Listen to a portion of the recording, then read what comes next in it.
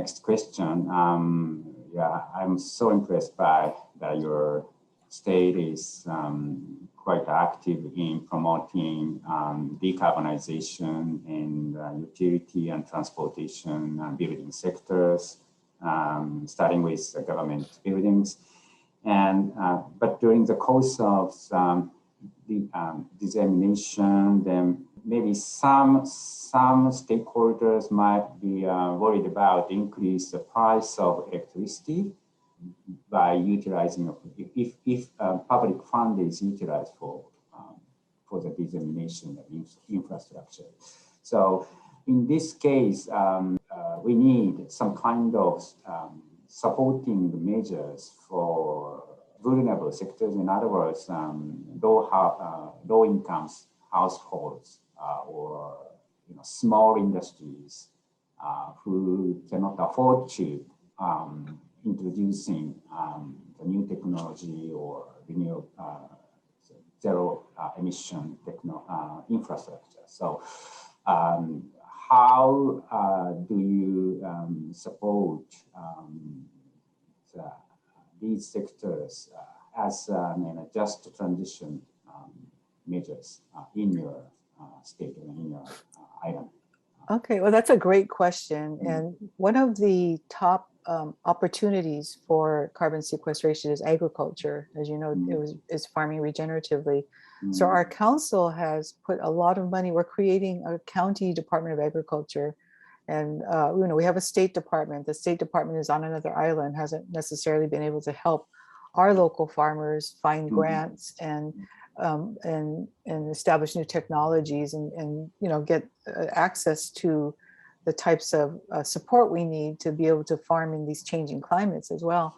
So Maui County is starting this year a county department of agriculture, and we're putting money into staffing that so we can give our local farmers the assistance they need. And we've also put out micro grants for small businesses and small farmers to help give them a leg up. And these are grants anywhere from $5,000 to $25,000 to maybe get a piece of equipment that will help them run their business better, keep from closing their doors, maybe help them hire one extra person.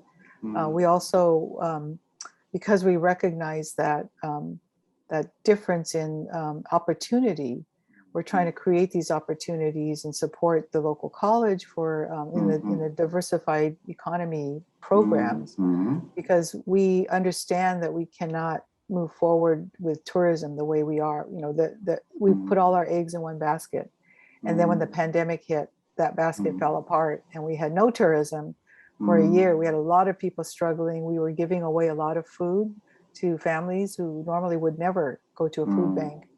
But people were desperate because they didn't have jobs, and we can't afford to have a singular economy that's based on one industry like tourism anymore.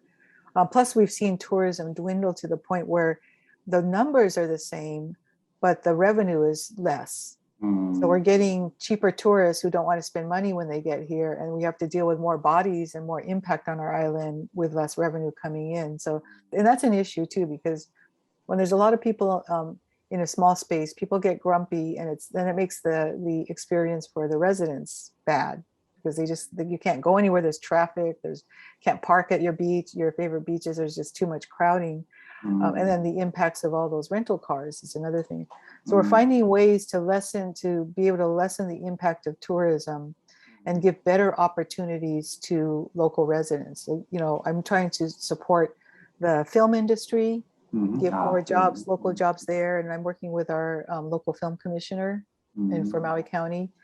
We're trying to help support the health industry, the technology industries, more education for sustainability jobs, and opening things up to industries and sectors that also have higher paying jobs. Because the tourism industry tends to be a lot of low paying jobs, $12 and $15 an hour jobs.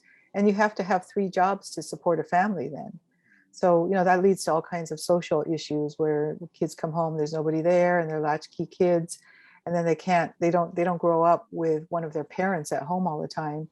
But is it all, you can kind of follow the pathway to how that happens with these low paying jobs. So there's going to be a real emphasis on raising the minimum wage this year in the state legislature. And I think this might be the year we actually get it to happen, because we've been talking about these low-paying tourism jobs for so long. Meanwhile, the one industry that has been flourishing is construction. So looking for ways to expand the construction industry, I push for getting more money in the budget this year to add a person in the mayor's climate action office to start exploring local construction materials. Because on an island like this, everything gets shipped in, plywood gets shipped in, bricks get shipped in. And if we can develop construction materials out of hemp and bamboo, and we have a couple of companies that build bamboo houses here, we just don't grow the bamboo here. So we're trying to make these sectors whole so that they can provide jobs, good paying jobs, and then also provide some economic relief for the construction industry that has been experiencing double or triple costs for construction materials. And then, the shipping issues globally make it hard to get things on time too. So anything that's local, that's quality, that can be traced back to its roots, is more secure, is probably going to be cheaper, it's going to be faster, and it's going to put more money in local people's pockets rather than the pockets of the shippers and the middlemen. The same things happens in local cities in Japan. Our country takes very strict control against tourists from foreign countries. So many local cities are facing hardship for sustaining their economies, and then some of the cities making big efforts how they can revitalize their economies. So there, your action is pretty much useful, and I'm so impressed that you're trying to utilize local materials for construction.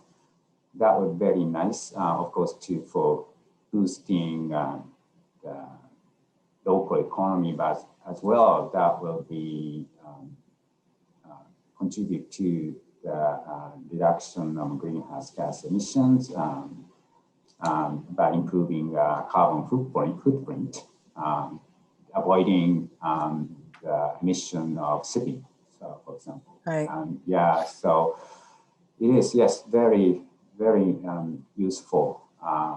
Although I think you still have facing issues, but maybe if you make continued effort, then after the pandemic, then the situation will be much, much better.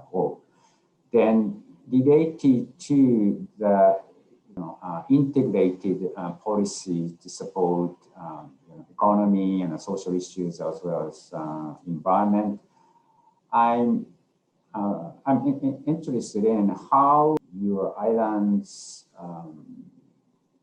promote biofuel industries as well as to promote local foods utilizing the limited area of lands.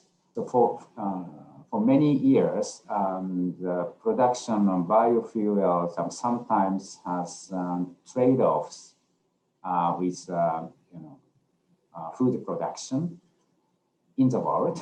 So I'm interested in your plan or strategy, how you will wisely utilize your land for producing quality food and energy. Okay, thank you for that question. That actually has been a really interesting concept over the years that we've been, my husband and I have been running Pacific Biodiesel for over 25 years now.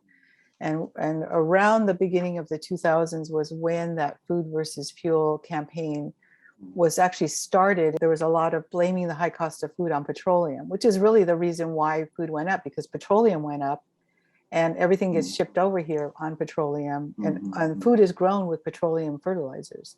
So when the cost of petroleum goes up, the cost of food goes up. Well, they were looking for something else to blame it on. So that was about the time the biofuels was a bubble that, everybody was investing in biofuels. So they decided to blame it on biofuels and create this food versus fuel campaign, which in my mind is not, and I've been pretty successful in in explaining that in Hawaii. I've done a lot of presentations in Hawaii in a place where we have several 100,000 acres of fallow land.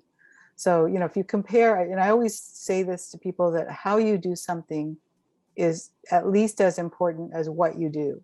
If you cut down the rainforest in Indonesia and you put in palm oil plantations, that's a really bad idea. And that's not sustainable. And that does create the food versus fuel. But if you have 100,000 acres of fallow land that nothing's growing on, and you want to put a crop on there that, and for us, it's what we're looking at is crops that have the option of food or fuel.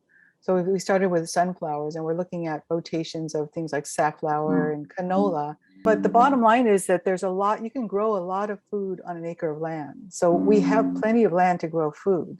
The growing crops for biofuels is really not the issue. The issue is, can we give money, can we subsidize farmers to grow food? Because it's hard to make a living growing food. And at the price of water and land over here, which are the biggest expenses. So one of the things that our county is looking at is taking over the land or the water distribution, because the water distribution in Maui County has really been done mostly by 2 private companies. And even though they don't own the water is allocated by the state. But these 2 delivery systems, these 2 ditch delivery systems, are owned by private companies. So we're, you know, the people have always been at the mercy, and there's all kinds of different charges. So the bigger companies pay less per gallon than the small farmers. So now the county is looking at taking it over and making the charges more equitable. So, you know, if just because you have 10,000 acres doesn't mean you pay less for water than someone who has 1,000 acres or 100 acres. So that's part of the equity situation in farming too, is that the water in Hawaii is not equitable. Water distribution, water costs are not equitable. Land is very expensive, but there's a misunderstanding of the whole food versus fuel thing. So really the focus has got to go back on how do we figure out how much food we need, because really you can grow a lot of food on an acre of land. And when my husband was chair of the State Environmental Council, they did a study on food sustainability back in 2008. And they asked farmers, how much land would we need in the state of Hawaii to feed all the people that are on the island? And the farmers did not want to say. They said, if we tell you it's so little land compared to how much we have, it might give license to developers to go out and develop the other land. So if we have 200,000 acres, and we tell you we only need 10,000 acres to grow all the food for Hawaii, there's 190,000 acres that might get developed, you know, by developers that we want to keep some of this open space. So they were reluctant to give us a number, but we have a lot of fallow land in the state, and we have energy needs that could be met with this local ag land too. We can create jobs and we can keep the revenue here. So versus spending $4 billion a year to import petroleum, kind of like with the construction materials, we should be making our own fuel as much as possible here and creating jobs and creating revenue here in the state of Hawaii, and especially the county of Maui, where we keep the money here and we're not dependent on exports, because when those exports stop, we're going to feel the hurt. So the one last thing I want to say about food is that we actually have a lot of food on this island that we can't process.